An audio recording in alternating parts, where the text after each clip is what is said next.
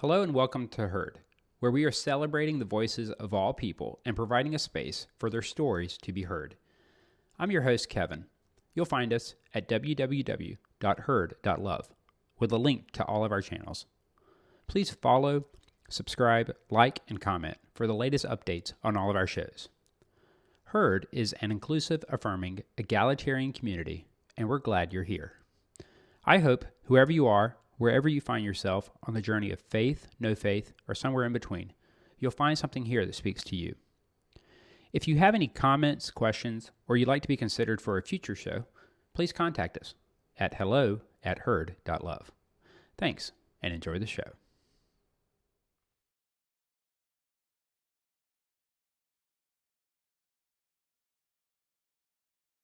You. And I'm so glad today to have Charli Martin with me. Hi, everyone. Hello, Charli. Charli is a paraprofessional in Hugo, Minnesota, who loves reading and gaming. But there's so much more to the story. I know it. Oh, yeah. I met Charli on the Heard page.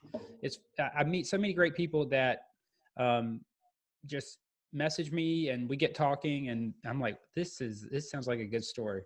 So, Charli, tell us a little bit about yourself. So like you said, I'm a paraprofessional living in Hugo. I did a little bit of acting in my time, but that was a little bit a while ago. I'm also an ex-Mormon, which is what we're here to talk about today. Mm-hmm. I have not met an ex-Mormon, but it's always intrigued me. I don't know that culture or that religion very well. I've been to the Mormon temple. We have a local Latter-day Saints. I probably know all the really odd things about Mormonism, but I don't know it in context. And for the record, Christianity has some really odd things too. So it's always fun to, pick on the others that are a little bit more of the minorities, but it's like, well, you guys believe in like a worldwide flood and a talking bush. So let's back up a little. But so I wanted to just kind of dive into your story. Sure. Where you're from, growing up Mormon, coming out of Mormonism, all that stuff. So, to get to the beginning of that, you really had to go back to my parents. My dad was born in Idaho in a little town called Driggs. Idaho is not quite as Mormon as Utah, but there's a pretty strong Mormon population there.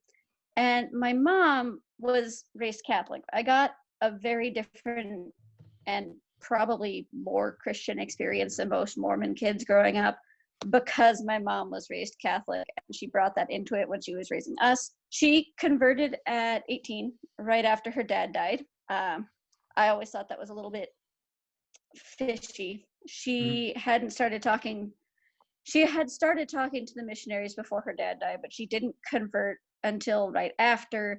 And having been part of the Ex-Mo community for a while now, we talk a lot about what kind of training missionaries get, and it is the case that they do get trained to find people who are having crises like that and try to bring them into the fold. I don't blame the missionaries for this because they think they're doing good.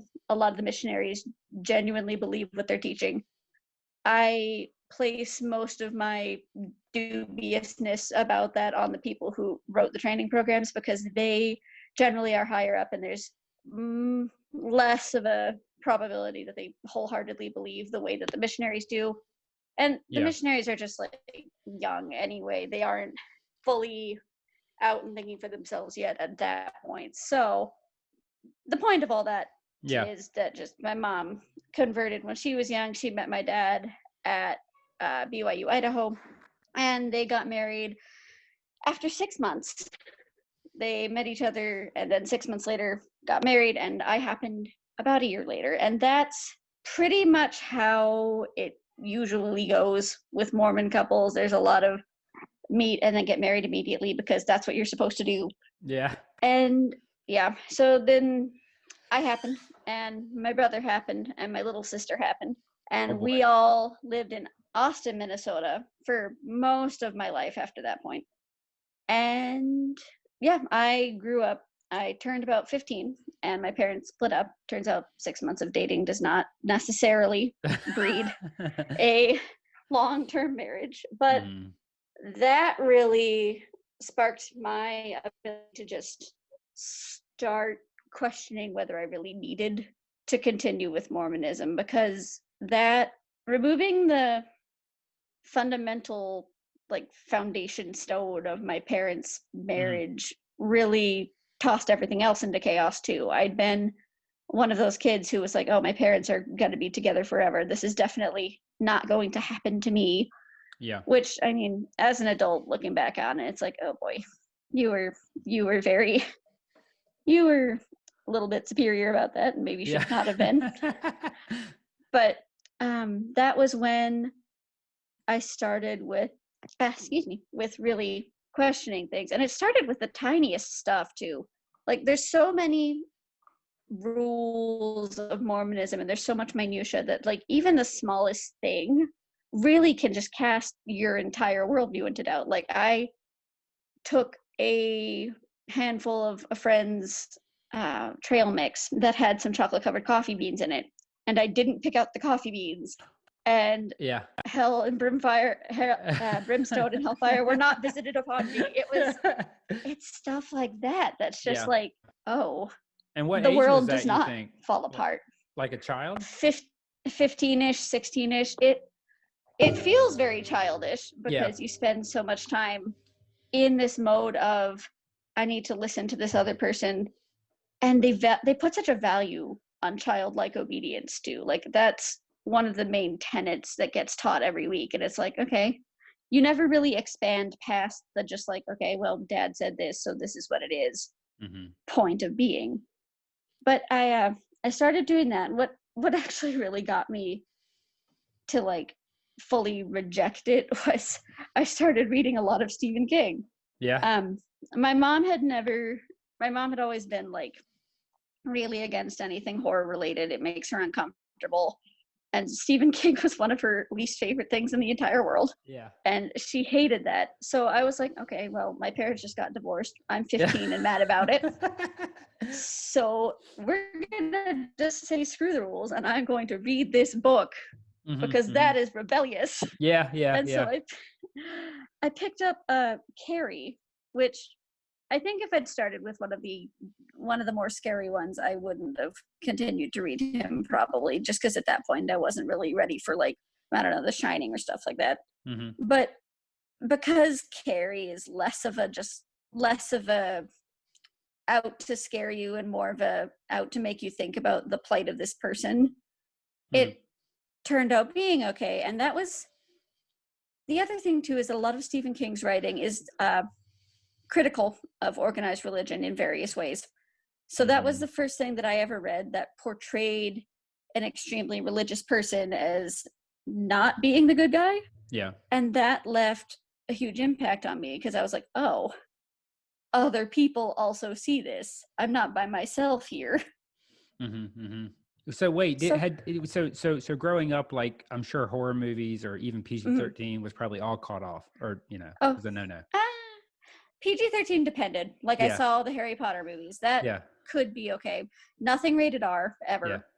Nothing really spooky, which is I was kind of disappointed by that as a child. Like even when I was like 4 and 5, when we would go into the video store, back when we had video stores, my first instinct was to like go to the horror movie boxes. I liked to look at the creepy covers and be like, oh, what happens to this person? There's this one particular cover that I remember from when I was like 6, where this girl is like, I'm pretty sure she's dead, but she's got like pentagrams carved over her eyes. And I remember being so interested in that. Like, why does this person have stars on their face? What happened? But yeah, it was interesting. There was a lot of just stuff you weren't allowed to do. And to be honest, that was a lot of my problem at first because I was 15 and like not being allowed to do things seemed like the biggest problem with everything in the world. It kind of has its opposite effect. And there's so much of what you're saying already that I can relate to. I couldn't watch the Smurfs. I remember MTV. I couldn't see Madonna, so I would sneak and watch Like a Prayer or something. And it was it's just And it doesn't work. It doesn't Yeah. make you not want to look at that stuff. It just makes you be like, okay, well, why not? Yeah, why not? What's interesting about this that I can't go look at it? But so at 15, I was like, okay, I'm maybe going to be done with this. And as I grew up and I started researching more, by the time I was about 19, I like had more clearly defined issues with it that were like actually valid issues and not just me being a petty teenager. Mm-hmm. So I told my mom that I wanted to have my name removed, because if you want to not be Mormon anymore, you have to like go through this whole rigmarole of sending a letter to membership records, and then they have to talk to your bishop, who is like a pastor for Mormons, in case people don't know. Mormonism likes to use words from other religions to mean things that they don't actually mean. That's kind of cool. Yeah. Well, you know, we like the outfits from Catholicism, and we like the, yeah. Right. Well, and that goes all the way back to Joseph Smith. A lot of what happens in the temple ceremonies he got from Freemasonry. Oh, wow. Yeah, that's a whole story. I'm not super well versed in that particular aspect, but it's been established that Joseph Smith was a fairly high-ranking Freemason. Like not like up in the leadership of Freemasonry, but like for a normal person, he was pretty high up. And he used a lot of that for the temple ceremonies. But so you know, I really don't know much about Mormonism at all, but sure. but one thing I can take away is they seem to be very, very, very family oriented. So I'm a little surprised your parents got divorced at that age. I mean, except for the whole 6-month dating part. Well, that's the thing. They say they're very family oriented, but they're They're what? I'm sorry, you broke this up. Family unit. Oh, sorry. They're control oriented. They hold up the nuclear family because they think that by doing that, they can make a system wherein the parents control the children, who then control their children to keep them in this religion. And honestly, I think so much of the fact that that my parents split up and that I managed to leave with as much dignity intact as I did is that my mom was not the typical Mormon woman, really. Because she was raised Catholic, and she's always been more liberal leaning and more feminist leaning than most Mormon women I know, which I count as a blessing at this point. My mom has been a lot of help to me once we got past the fighting about it stage, because there was a fighting about it stage for like a while when I was 19ish, when I was actually starting to be like, okay, I want to send my letter, I want to leave. Yeah, and we actually ended up. At the time, she was still in, but now she's out. Right. Did I hear you correctly? Yes. Okay, cool. Yep. So now you guys relate about all of it. Okay. Well, right. Most of it. She tends to take a less critical view than I do, but you seem very gracious. If you're critical, I'd like to see it. Well, thank you. I mean, and that says a lot about your character and development, because there's a right to being angry, in my opinion, about anything, especially something outside of your control. But the fact that you even talked and thought about the missionaries as they're young, they didn't understand. It was the higher ups. Like, that's a very gracious response to yourself and to other people. Thank you. Yeah, that's beautiful. I try very hard to draw a distinction between my distaste for Mormonism as an institution and Mormons as human beings. Wow. Mormons as people are generally not, I think, bad people. They're like any other population. You've got some saints and you've got some demons, and most of the people are just normal, trying to get through life the best way they know how. Yeah. The problem is not the people. The problem is the institution that continuously puts out all of this trash about so many groups that are basically, Mormonism as an institution does not like you if you are not straight and white and male. They will try very hard to cover that, but they can't. It's just a fact at this point. But yeah, like especially right now, there's been a lot of people pointing out a lot of the church's racial history, given what's been going on out in the world currently. Mm-hmm. For instance, if you were not white, you were not allowed to have the priesthood until 1978. And if you don't have that, you can't go to the temple. So you weren't allowed to get married, or actually, no, let me correct myself. I'm getting discombobulated. So you cannot have the priesthood, and you could not go to the temple until 1978. If you were not white, you could not be a Mormon, or you could not just go to the temple. Oh, you could be a Mormon, you just couldn't go to the temple. Wow.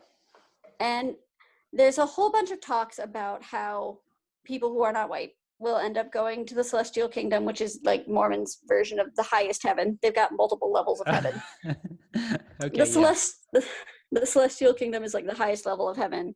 And there's this quote from, oh crap, I can't remember. I think Ezra Taft Benson, where he's like, the Negro will go to heaven as a servant, but he will go there, and that's supposed to be comforting somehow. No, that doesn't work.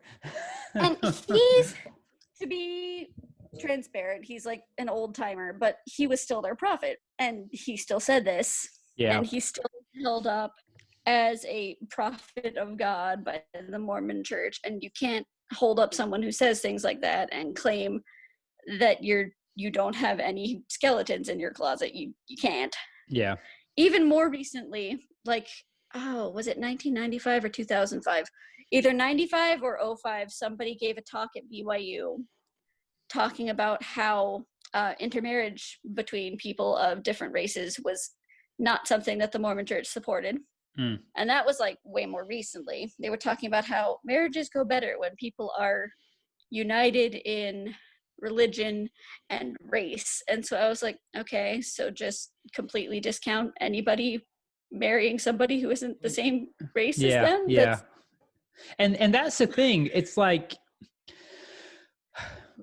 these conversations, and you know, during a time, if there hasn't been a lot in the news about a killing of a black man, and you're talking about race, the other side will say things like, you know, you talking about it is actually making it worse, and they will gaslight you, and they'll shame you. But then something happens, like you're just talking about in 2005, which is very, very recent, and you're like, wait, we're still dealing with this?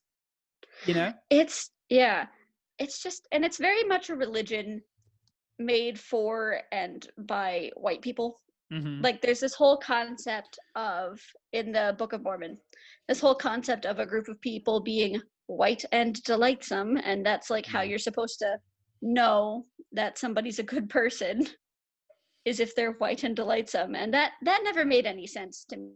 Even as a child, I had friends who were good people and who were not white, and I never understood how they were supposed to be like worse people somehow just because of skin color.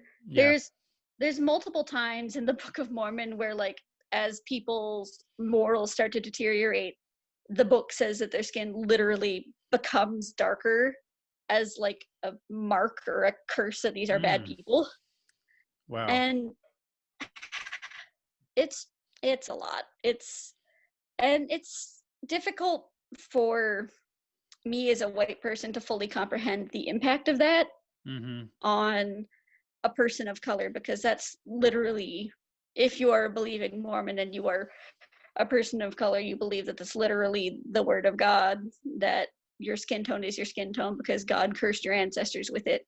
Like, I can't even imagine what that would do. So that's a very common belief. Like, it's across the board. If you're a black Mormon, you believe it has to do with your ancestry, or in terms of God's judgment upon your ancestry.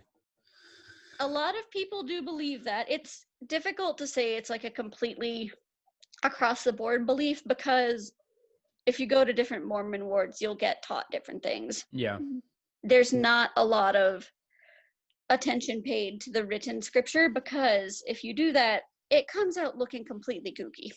Yeah. If you pay a lot of attention to Mormonism written scripture, you end up with a lot of just completely out there beliefs. Like, there's this thought that God lives on a planet called Kolob. That's the star. That's, well, a planet close to the star Kolob, which doesn't actually exist.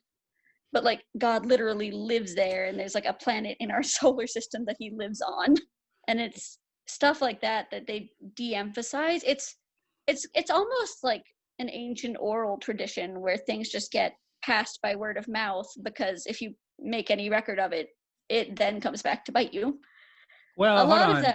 This sounds a lot like Christianity. You emphasize what you like, you ignore what you don't like, and and it's more about the narrative. And pretty much. But I mean, to be fair, it's created a lot of good people that are doing good things and are loving others and are changing the world. And there's people that take the good with it. I mean, you could say the same about the history of our country. Like I could just leave, I could leave America and say I'm an expat. I don't believe in America or anything they've done. It's like, but so there is a degree of being gracious towards people that still can't see outside of it, or but you looking back, I'm assuming that you can see how restricting it was. Yeah, it's a lot of it is hindsight. A lot of it is hindsight, and you can't force somebody who isn't ready to see the weird spots. There's this whole concept of the shelf, where if you don't understand something, you put it on the shelf, and this is like a mental thing at the back of your mind that you leave all your questions there, and eventually when you die, you'll get to ask God about them. Is that a Mormon?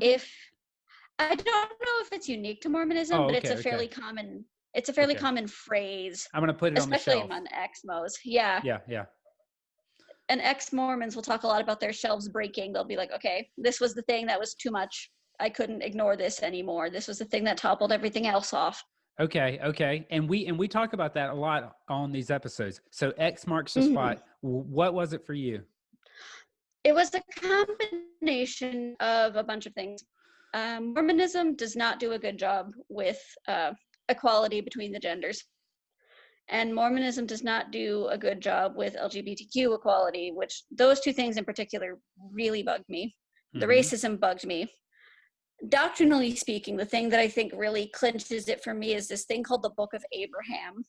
Have you ever heard of that? I'm going to guess probably not. I mean, okay. I've heard of Abraham, but I didn't know he had a book. No, yeah. Well, he didn't. The thing with that is Joseph Smith, right? Way back when he bought this mummy, and this mummy has some papyrus scrolls that come with it. So Joseph Smith is like, oh, I have some writing. I can translate this. Yes. He takes his papyrus scrolls and he writes a whole book about it. And the papyrus scrolls don't get conveniently lost. We still have those. It was thought that they were lost in a museum fire, I think in Chicago, but I can't remember exactly where. There was a museum fire. It was thought that they were destroyed, but they actually weren't. So 8 psychologists looked at these scrolls and said, yeah, this has nothing to do. First of all, it's way to have been written by Abraham, even though Joseph Smith said it was by Abraham's own hand on papyrus. Like, that's an actual quote from him. And furthermore, I'm sorry, your internet broke up. Who was it that looked at him and said that? I don't remember names off the top of my head. Oh, okay, but it was someone in the church? No, it was actual Egyptologists, I think, with the Smithsonian. Okay. Yeah. So they looked at this and they said, this is too new to have been written by Abraham, first of all. Second of all, this has nothing to do with anything that Joseph Smith was writing about. This is a part of a really common funerary text called the Book of Breathings, also sometimes called the Breathing Permit. This is just something that they would bury with the dead person so that they would have instructions for getting through the Egyptian afterlife, which was very complicated, and there was a whole bunch of stuff that you had to do. Yeah. But they looked at these scrolls and they said, this is not what Joseph Smith said it was. And thinking about it, the two most common responses from Mormon people usually are either that he didn't directly translate from the scrolls, even though he said he did, and that's what he said he was doing, but we'll just let that pass for now. Yeah, just pass. Or he was translating from some missing part of the scroll. Yeah. The thing that disproves that for me, though, is that Joseph Smith included these images that he found on the papyrus scrolls, right? He found 3 images. This is the only book of scripture that I know of that comes with pictures. Mm-hmm. And I don't think, if he wasn't directly translating, that he would have included those. I don't think that if he was translating from some missing part of the scroll, he would have included those, because if that's not what he was translating from, why would he have them in there? Mm-hmm. And the thing about those 2 is that they are misidentified too. One of the pictures, for instance, is an image of the god Osiris as he's talking to Horus, I think. Osiris is a death god, but he's also a fertility god in Egyptian mythology. So he has an erect penis in this picture. And Joseph Smith looked at this image of Osiris and said, oh, this one's God. Yeah, so I mean, Mormons, we got to give it to Joseph. I mean, he had quite the imagination. Oh, he definitely did. He definitely did. There's also a lot to talk about with like books that he and his co-translator Oliver Cowdery would have had access to at that point. There's this book called A View of the Hebrews that is supposed to be very similar in tone and writing style to the Book of Mormon. A lot of the place names in the Book of Mormon are either literally just the place names of the places around Joseph Smith, or very close, what's the word I'm looking for? They're approximations of the names. They sound very similar. Like if you look at a map of Book of Mormon places and you read off like places of the Palmyra area where Joseph Smith was living and working, then it becomes pretty obvious that he was taking place names from around there. And View of the Hebrews is an especially interesting one because he and Oliver Cowdery definitely had a copy of that book. So it would be very interesting to me if that book was very similar to the Book of Mormon. I haven't actually read it, so I can't really comment on how close it is, but that's one of the more common accepted pieces of evidence in the ex-Mormon community, is that View of the Hebrews looks very similar to the Book of Mormon. So how does this connect to your story? I think when we were going over your past, we stopped around 19. Oh, sure. Okay, and so then that's when you got discussing the Book of Abraham. Right. So that's when I really started interacting with the ex-Mormon community more. That's when I started getting on the internet, meeting people who were thinking like I was. I got on this website called The Mormon Curtain, which is no longer active, unfortunately, where it was basically just like a message board that you could talk to other ex-Mormons, and they had like articles about problems with Mormon theology, which is where I learned about the Book of Abraham. And once I started really getting into that part of the internet and really thinking about whether or not I wanted to continue to participate in Mormonism beyond like now, because I always kind of figured, even from like 12 or 13, that I was just gonna like stop doing church once I got to college.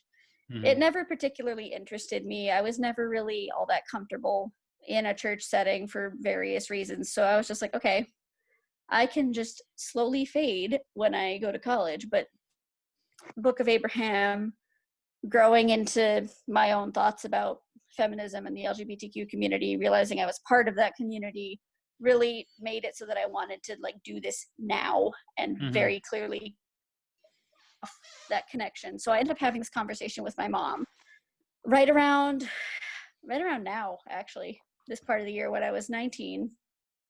And we had a gigantic fight about it, because at that point everything was a fight, because teenager and large disagreements about theology. But I ended up winning it when I pointed out that my mom had converted to Mormonism at about the age as I was then. So if she was smart enough and mature enough at that age to make her own religious decisions, then it stood to reason that I should also be allowed to make my own decisions at that age. And I think honestly, because talking to her now, she's very candid about the fact that even then she was also feeling very doubtful, but she didn't want to lose any of us. One of the big things in Mormonism is this idea of the forever family. When you die, you meet back up with your family in heaven, and if you've been good people, you get to stay together. Wait, do you get your own planet? That is a thing that the men do. Sign me up. Sign me up. So that is a thing that gets taught not super often, but it's there. You are supposed to like, that one. Yeah, it's an interesting idea. It's an interesting idea, but I don't know if it's worth all the work. Put everybody. I've got 4 kids, so regardless, we need our own planet. Oh yeah. It's stuff like that nagging was like, okay, but logically, how does this work? Because I feel like if there is some kind of deity, they'd have like a reasonable way of handling everything.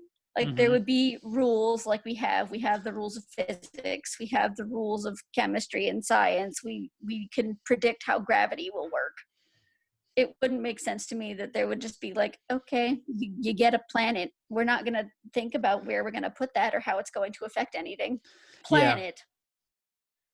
Yeah. So and the same thing happens, I think, when a lot of young Christian folks go to college. They start to use their brain a little bit more in logic and reason. They take some religion classes, all these kind of things, and it starts to fall apart. But for a lot of Christians, it becomes not a religion that makes like, okay, the flood didn't happen, or Jesus didn't raise from the dead, but he, this is what the stories mean. So was there a phase of your life where you said, well, let me just compromise?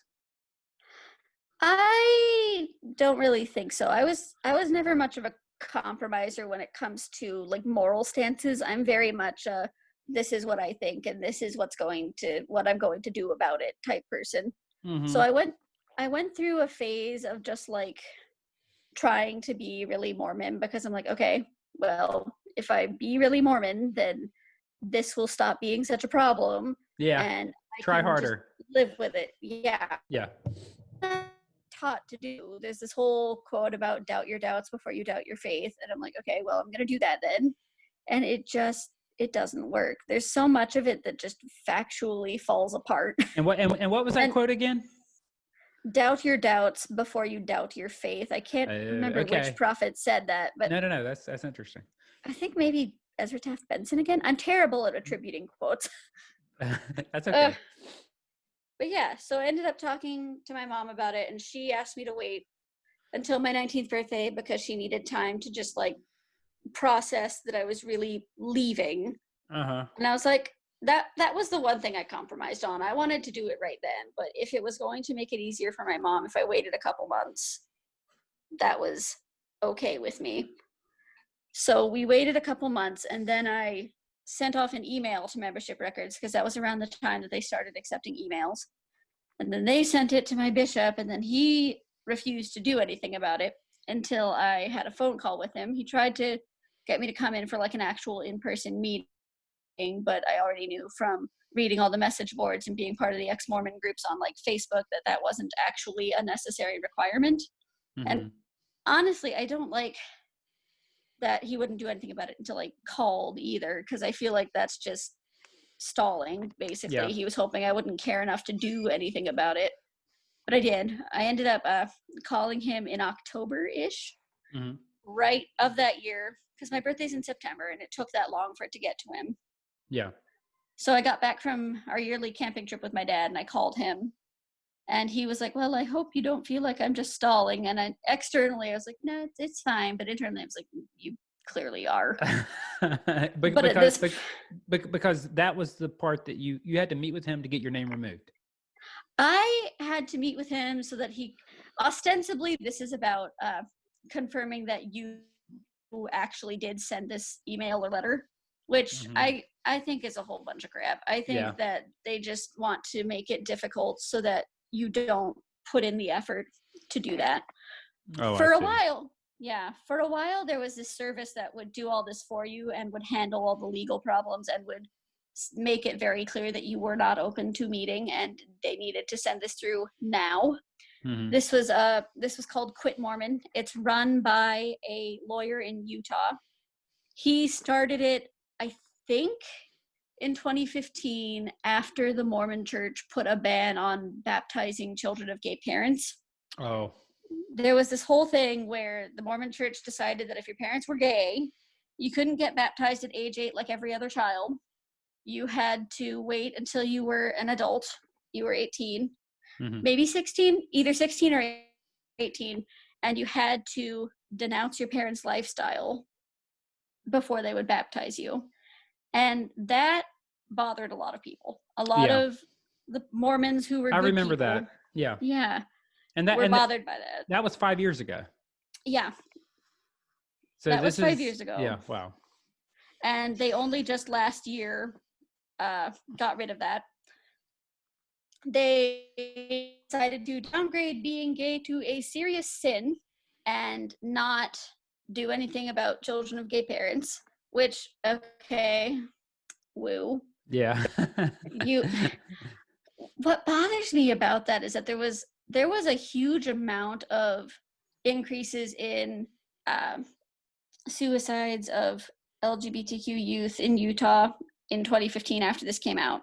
Oh my there God. were a lot of people. Yeah, it was a huge thing. There was a lot of people who lost family or who felt so rejected by the dominant culture of their state that they just decided they couldn't deal with it anymore. And 4 years later, the Mormon church just goes, meh, we messed up. That's the power of religion. And that is the part that scares me, especially in this day and age of Trumpism and the race riots. It's like, what else? And this is what my friend Mike said a couple weeks ago. What else do you need to see? We have the video of the man that can't breathe. Okay. Yeah. Yeah, We have the stories of the LGBT youth that are committing suicide. I've had friends in my own life that have committed suicide. It's like, what else does it take to shake you and at least question? Exactly. At least question. And they just, I think the problem too is that the people who are running the institution of Mormonism, the top people, they're so completely cloistered away from the general population most of the time. Yeah. And almost all of them, all of the top 12. So the Mormon church likes to structure itself the way that Jesus supposedly had things structured. So they have 12 apostles and they have their prophet. And all of those people, all of the top 13 or 14 people are white. I don't think you find a general authority who is a person of color until you get down to the quorum of the 70, which is sort of like an auxiliary leadership group under the 12 apostles. And I think there's a couple of 70s who are people of color, but above that you don't have anybody who isn't an old white guy. Yeah. And you don't have anybody at all who isn't a guy. It's all old men running things, and this is kind of a problem because they're purporting to speak the truth that every single person, regardless of race or gender, is supposed to be able to hear and apply to their lives, but they don't know. A 70-year-old white man in Utah does not know what I, a 23-year-old woman in Minnesota, need. Yeah.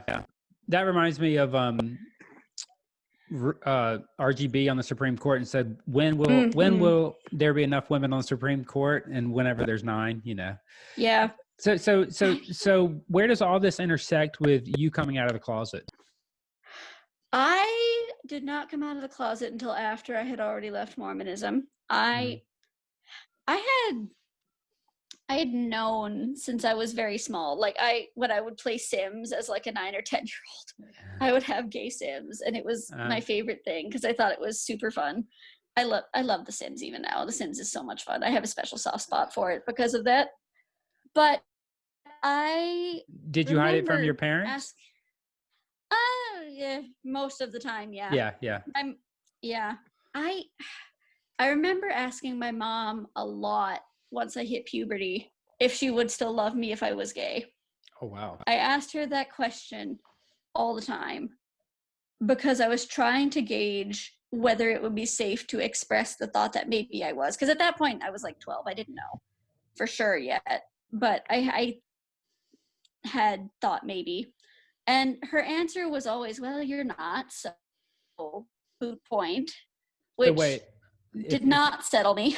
if you don't mind sharing. So Sure. what it's so like I remember waking up one day when I was 13, and and it was like the first day of 7th or 6th or 7th grade, and I went to school, and like I saw these girls I'd never seen before, and I was like, wow, like like Oh yeah. apparently they like overnight what was just a friend is now suddenly a beautiful girl.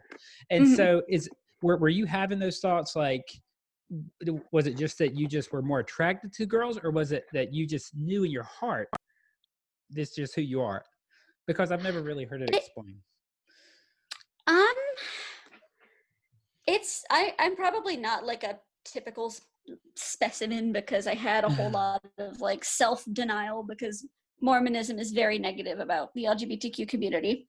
Mm-hmm. So I thought as a younger person that like I just really admired how pretty that girl was. There Mm-hmm. was nothing attraction about that. But once I hit puberty, it was pretty, if I wasn't deliberately trying to fib to myself about it, it was pretty clear to me that I was actually interested in being with women and I didn't want to have anything to do with boys. I'd never understood when my girlfriends would like talk about the boys that they liked. I always was just like that one. Eh. Yeah, it just never felt right. Yeah, Yeah. it wasn't something I could relate to. So it didn't really solidify for me until I was about 16 and really getting some time away from my house to like think on my own. And I think too that's one of the big parts of high school that was good for me was it gave me a lot of time away from my parents' direct supervision because until that point there hadn't been a lot of time that I got to decide what to do with. Mm-hmm. But once I hit high school, it was like, oh, I can have rehearsals. I can stay after and study in the library. I have time and I can take that time to sit and think and figure things out for myself, which was very helpful. Um, but yeah, it was an internal knowledge that asserted itself eventually, Mm-hmm. but Yeah. it took a while to really assert itself. But the takeaway I'm getting from you is you don't seem hurt. You don't seem to have the baggage. You don't seem to be angry. Is that accurate? I it depends on the day. Sometimes I am pretty angry, but for the most part I just try to be balanced, and it helps that my family left with me Mm-hmm. because I was once that wasn't a determining factor in our relationships anymore, it became a lot easier for me to be like upfront with my mom and be like, hey, got a girlfriend, we cool. Yeah. Because she's not a hateful person. Sure. She's one of my best allies right now. I don't want to make her sound like she was bad at momming. She just didn't know what else to say in that moment. See, even there, that is such a gracious response because, now that I'm a parent, it's funny how like for years I didn't think my parents knew that much, but now as like the older I get, amazingly, the smarter they have become. And I realize how hard it was in that moment when they were raising me and all the different variables that they were dealing with work and bills and life and all these things. And it really makes you a more gracious person to say like, I understand that she was doing the best that she could. And I think for so Oh many yeah. people in these tight religious circles, I really think that they care and they do love, but they can't get it from here to here because the theology gets in the way. That's such a good way of explaining it. Yeah, I would agree with you there. It becomes a blocker for a lot of the compassion that most people possess. It almost has to, because you can't really, there's a lot of beliefs that you can't really have compassion and that belief coexisting. Mm-hmm. It's just, it doesn't work that way. Like with Mormonism and the LGBTQ community, a lot of Mormons I know want to say that they're allies, but they support this church. And that's one of the things that really bothers me. I feel like if my 40-something mother can, Yeah. in the course of 2 years, go from arguing that polygamy should now be a thing because if the gay people can get married, then why can't we have multiple spouses, to being an actual ally and being one of my biggest supporters. It's not that difficult for these people to stop supporting a phobic religion. There's basic standards of behavior for allies, and not supporting phobic institutions is one of those standards, at least in my opinion. It just, especially Dan Reynolds, it bugs me because he's like making money off of this now. Who is that? So he's the front man for Imagine Dragons, he's Mormon. Okay, he's still Mormon. Yeah, that's at least last I heard. I don't usually follow him, so it's possible that's changed recently, but I wouldn't know. But he made this whole like music festival and this whole movie about how he's an ally to the LGBTQ community, but yet he supports an institution that took until 2019 to not punish children of gay parents for having gay parents. Yeah, it's disappointing. It's not the kind of allyship we need anymore. This isn't the 70s with Harvey Milk and we need everybody we can get because anybody is better than nobody. Like, we have actual good allies now, and this is not good allyship. Yeah.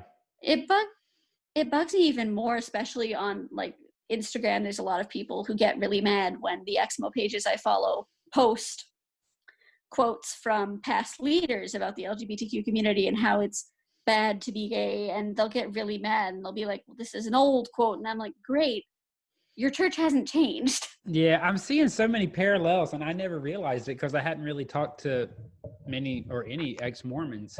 But God, the parallels are so amazing because people hold on to it. And there's something that happens, like, I don't know if it was this way in Mormon culture, but when I was around like 13, 14, and you get into youth group, I remember the message changing from like obey the rules to being about kind of like push against the rules. And I think it was just a way for them to kind of attract the teenagers and things and to kind of keep them in the youth group. But there was this overarching theme of like the life of Jesus and pushing back against the powers that be and pushing back against religion and all these things.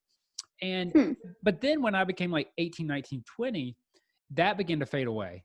And and a lot of my friends that remained in tight Christian circles really began to become much more conservative in their ways.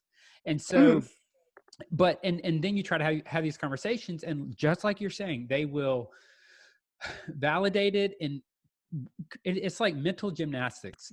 It really is. Yeah. It's sad because you know that they're not comfortable with it either. They're not happy about having to defend this. They're mad because they know they shouldn't be defending it, but now they feel like they have to because this is their church and somebody's saying something about it. Which, I mean, humans are tribal by nature, so it makes sense that we have an instinct to protect the tribe that we're part of. But I'm very fond of telling people that if your church needs this much defending, you should maybe think about what they're doing to require that and whether or not you want to continue to support that. And there's so much fear, I think, because I was thinking last night about how church family is like a warm blanket. You know, it's like, it gives you everything. It gives you identity. They tell you who you are. They tell you who you want to be. They affirm who you are. I mean, if it was done correctly, I guess you could say it could really be a beautiful thing if you think of like, you know, but so for so many people to come out of that, it's like they would lose everything. And in my mind, they would lose the very life that Jesus tells you must leave. You know, that's how I read the Gospels. But I don't think people want to live in that uncomfortable space. No, they don't. And it's definitely a thing with Mormonism. There was this whole another quote from a topic that's like, if you leave the Mormon church, where will you go? And it's like, okay, so we're just going to fearmonger now. Yeah.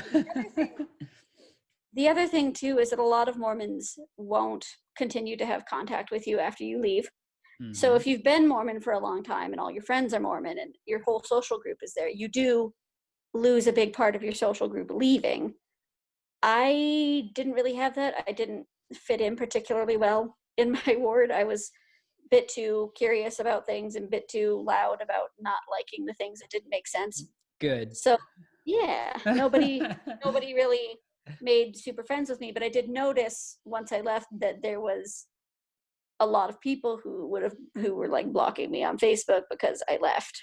Sure. Really the only person who made like a huge deal about it though was my grandmother on my dad's side. She and I do not see eye to eye on a lot of things, but particularly we do not see eye to eye on the LGBTQ community. And we had this one day where I had done plays even as a little kid. So I was posting a picture from Joseph and the Amazing Technicolor Dreamcoat of all shows. Yeah. And for the second half of that show, the kids were all in bright colors, right? We got a whole bunch of jewel tone rainbow colors going on. So I reposted that picture being like, oh my goodness, this was like 10 years ago. Wasn't that fun? And she messages me asking me to untag her in all of my Pride posts. And I'm like, first of all, did not make a Pride post. Second of all, you're an adult. If you don't like seeing what I'm posting, you can deal with it. Yeah. And we ended up having kind of an argument about it. And now she doesn't talk to me anymore. But that's okay, because I do not need that negativity in my life. Healthy boundaries, right? For sure.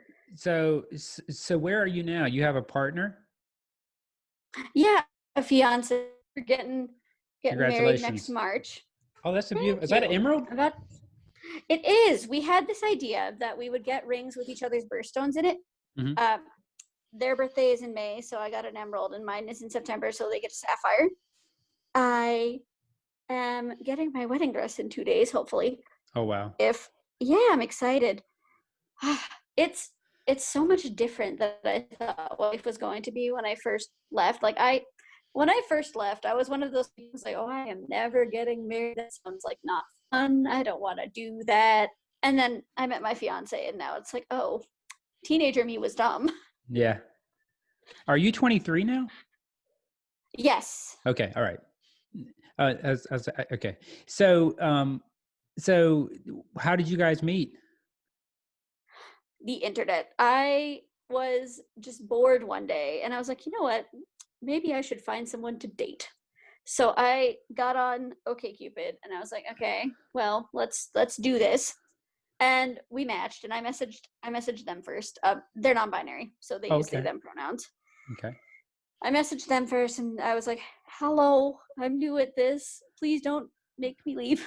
And they were like, oh, hi, me too. Let's be friends. And now we have a house together in Hugo, which is super nice.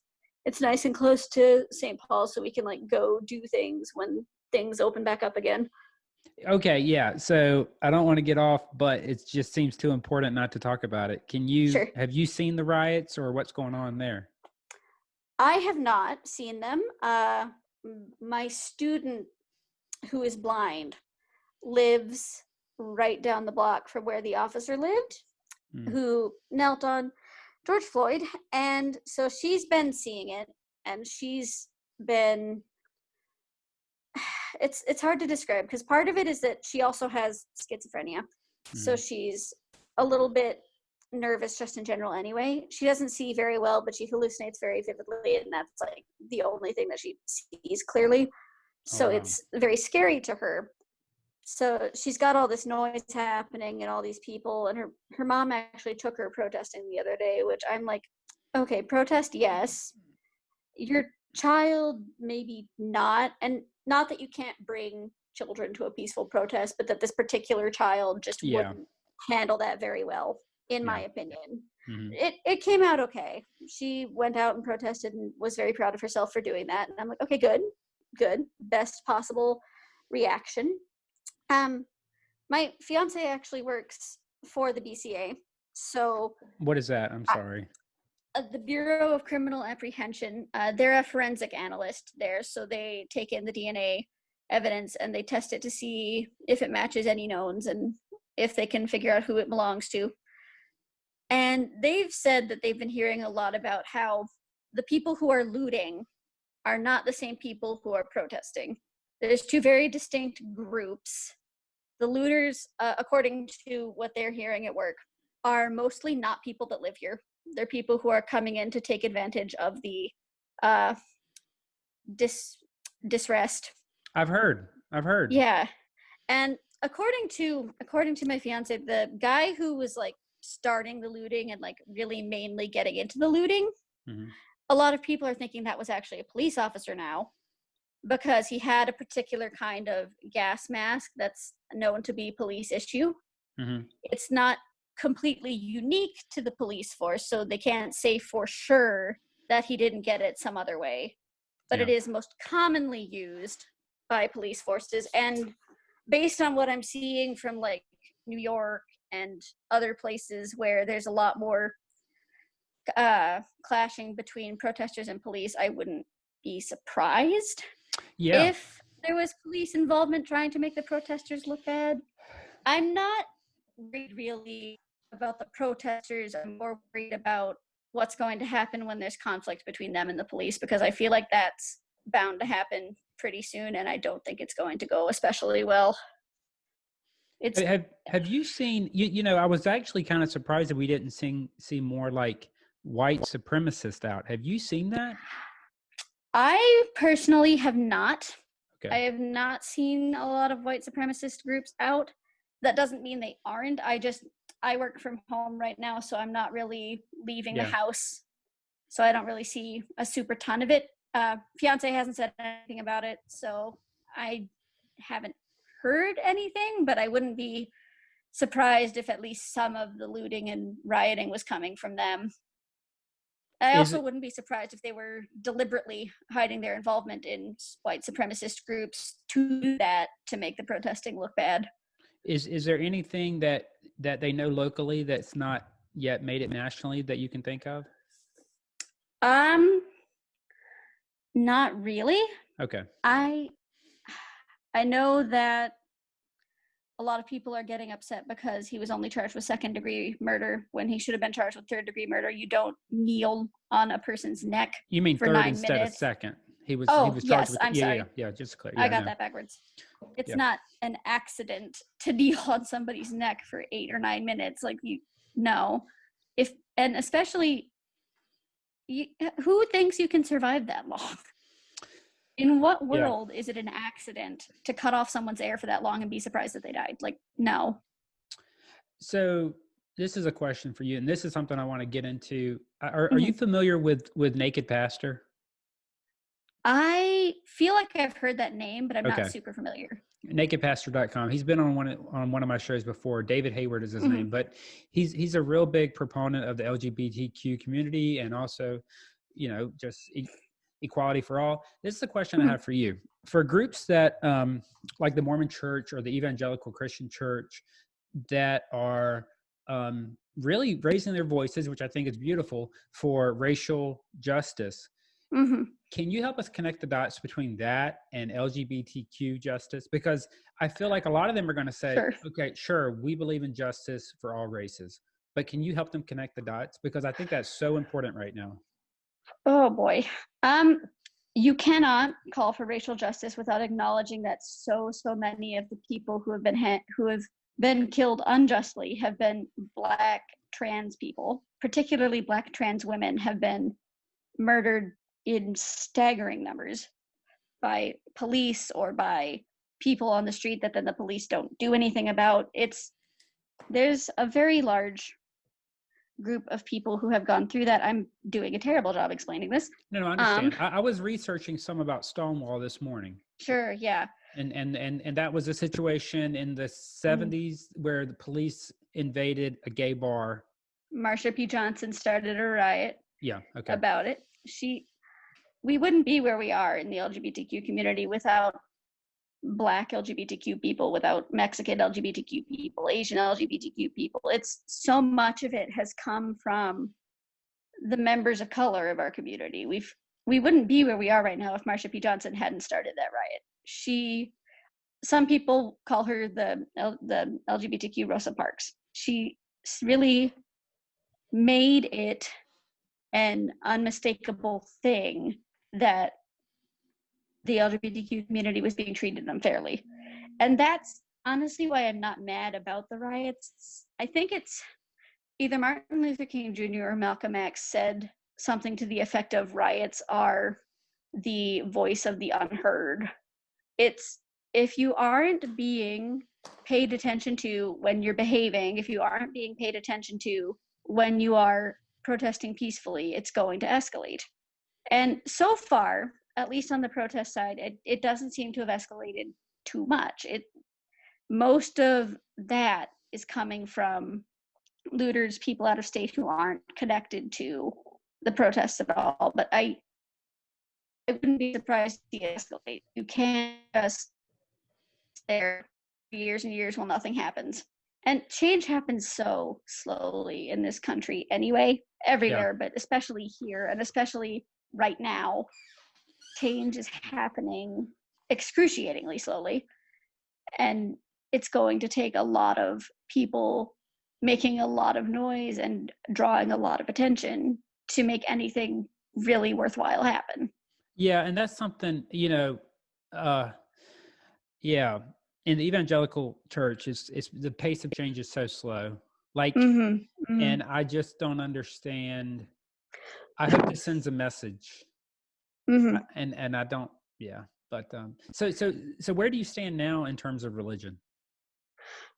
I would consider myself an agnostic. I don't necessarily believe that there is a higher power, but I also acknowledge that I can't possibly know for sure.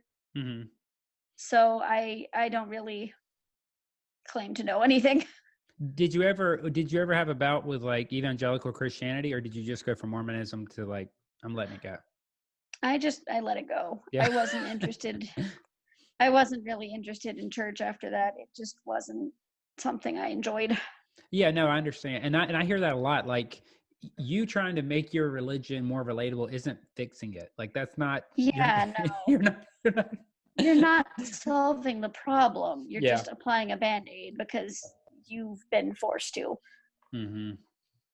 So that's the way it's always. Oh, go ahead. No, the internet broke up. Say it one more time. Oh, sure. Oh, I was just the way it's like always been. Like, they didn't give Black people the priesthood in 1978 out of the goodness of their hearts. They did that because they were threatened with loss of tax-exempt status if they didn't, because that made them a discriminatory organization. Ergo, they could be taxed. Yeah. So I saw Trevor Noah last night on the Daily Show talking about how it's the protest doesn't seem like right, because that's the whole point, is you're pushing back against, you're pushing back against what's this understood norm in society. Exactly. So it's supposed to irk you a little bit. And I just think it's amazing that people have been coming out every night, every day, during the day. Oh, yeah. Well, and there's all this great information on the internet about, like, people are spreading information about how to combat tear gas, how to make sure that you don't get super arrested. There's lawyers who are doing pro bono work for protesters who get arrested because they feel that strongly about the protest. And I think if anything's going to change anything, something like this is. If anything is going to change, it's going to be because all of these people got together and did something about it. Yeah, and it's worldwide. My friend Taylor that I talk to on here sometimes sent me a photo from Berlin, Germany, of people protesting. Yeah, in France. I saw a video from France. So anyway, so well, as we wrap up, I just want to reiterate how caring and loving and gracious you seem to be, and I just think that. Thank you. I mean, and I mean that from the bottom of my heart, because I think I talk to a lot of people that are going through deconstruction is kind of the word they're using now, or and a lot of times there is this phase. It's just like grief. You have stages of anger, denial, and all these things. And you seem to just be so at rest. And I know every day's not like that, but I think it's beautiful. Well, thank you. That's the goal, is just to be at peace with where you currently are, because where you are is where you are. You can work toward a different place, but it's not going to change overnight. So just accept where you're at now. And if you aren't super happy with where you're at now, which is valid, work on it. but be at peace with the fact that you are working instead of being mad about the fact that you're not there yet. I had a huge anger issue right after I left. I was incredibly angry, but it just gets exhausting after a while. Yeah. It's a very active emotion, at least for me. I couldn't sustain it for that long. Mm-hmm. Yeah. It Yeah. just, it's about getting to a point where you can be happy in your own life. Did your partner ever come from Mormonism? No, they were raised Catholic, Okay. but not like super strict Catholic. Mm-hmm. That's one of the things that sometimes is a little bit of a problem, because people who haven't gone through it don't necessarily get why the things that are a big deal to an ex-Mormon are a big deal. Mm-hmm. Like I told them the story about the coffee beans when we first met, forgetting that they probably wouldn't understand why that was a thing. And so I ended up spending like an hour on our first date explaining why Mormons couldn't have coffee. Do you drink coffee now? I did for a while, but fiance has anxiety and caffeine exacerbates anxiety, so we got rid of that in the house. Sure. I have teas now, herbal teas. They're pretty tasty. I do miss being able to wake up and actually get energy. Yeah, I know, right? Yeah. Hopefully, right. as we continue to cut down, it'll be better. So I think my last question, and this is kind of a loaded one, so I don't know how you could answer it, but the caffeine is what got me thinking about this. There's so many parts in my life that, even though there's so much of the Christian faith that I've kind of left behind, especially like there are still some norms that I come across in my everyday life, and I don't realize it until I see it. Have you thought about that? Like not only like coffee, but like the way that you approach the world, or the way you approach yourself, or is there anything that you have to kind of push against and you realize, like, well, like shame or what have you? There was a lot of body shame, because there's not, when you are a female person in Mormonism, you are taught from day one that you need to dress modestly and cover yourself, because if somebody, so there was a lot of discomfort around like clothes and wearing clothes that don't have sleeves. If something were to happen to you, like if you were to be sexually assaulted, it would be at least partly your fault, because you did not dress modestly enough, which is such trash. But at the time, I was, in it and didn't think anything about it. And then, so like I've got a pretty large chest situation going on anyway, which became a problem because I couldn't find anything that was considered modest enough to wear. Because you're not supposed to wear anything with no sleeves, and you're not supposed to wear anything too tight, but everything is tight. Yeah. I can't win, people. Yeah, there's this whole like culture of shaming women for what they wear. There's also, one of the biggest things for me was that there's this culture surrounding childbearing, and you're supposed to do that, and you're supposed to want to do that. I'm not sure I want to do that, which valid. B, I have a medical condition that makes it incredibly unlikely that I would ever be able to give birth to a child. And if I did, I would have to be highly monitored the entire time, unless I wanted to like die of heart failure. It's Turner syndrome specifically. So one of my X chromosomes is partly missing. And if I had a child, my heart is not as strong necessarily as like a typical person's heart. So it would be much more likely that I would miscarry, much more likely that I would have heart failure during pregnancy. And there was so much shame heaped on me for that.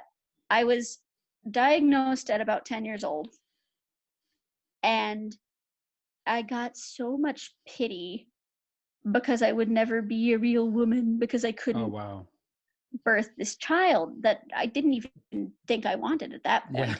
And then when I started being more open about the fact that, maybe I don't want to have kids, maybe that's going to be a thing that I choose not to do, it was like, well, don't you want to fulfill your job as a woman? And I'm like, why is that my job though?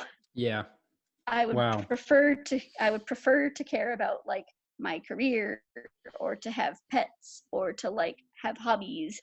Not that, having children isn't a great thing, but it's not a thing that I feel like we should assume everybody wants to do. Oh, it's true. not Yes. a thing that every single person is suitable for. And especially working in a school, I see so many parents who just are not suitable. There are so many parents. And you never think about this until you work in a situation where you have to deal with the after effects of poor parenting. So many of these kids will come in with like no lunch and not have and like they're not supposed to buy lunch either. They just aren't supposed to eat lunch that day, and they don't have their hair brushed and they don't have their teeth brushed and they don't. No. There was this one boy who his mother had been using when she was pregnant with him, and he just couldn't pay attention to anything.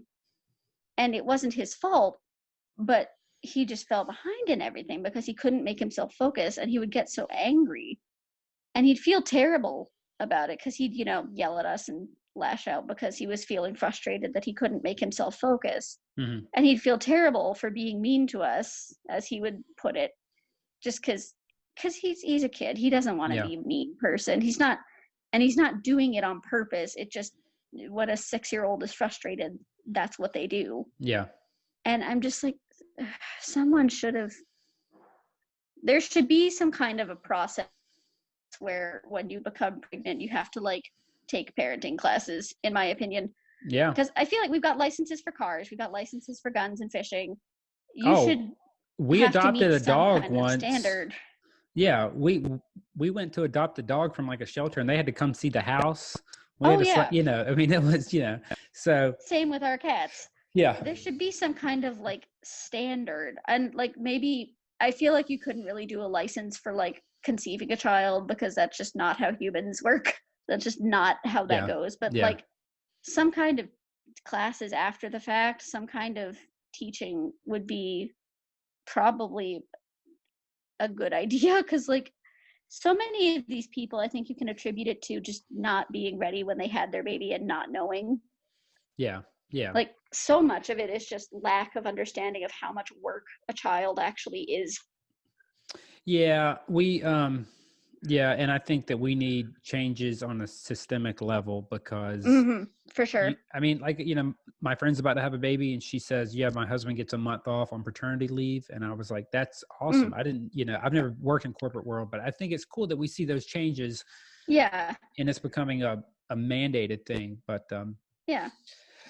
Anyway, we're over our time. I want to say thank you so much for sharing your heart and your vulnerability and your transparency. And, it's whenever it's you, it's hard to see things maybe that other people see. But I think I think it's just beautiful what you've become. I think it's beautiful who you're becoming. I think it's awesome that you have met someone that you love and they love you. And I think where you've come from is so empowering to other people who might be in that situation. And so, my hope is that you just continue to experience that freedom and in your life. And I wish you the very best with the wedding coming up. Oh, thank you so much. We're so excited. When is it? March of next year, March 20th. Yeah. Good. I photographed weddings, so I already. Oh, cool. I'm kind of living wedding world. But anyway. Oh yeah. Thank you so much. Thank you so much. If people want to learn more about you, should they look for your Instagram account or? Oh, yeah, probably Instagram. I'm at CherryBombFTW. Okay, cool. And I'll make sure to tag you. Thank you, Charli. I appreciate it. Thanks for having me on. I hope I get to talk to you again soon. All right. Bye-bye. Bye.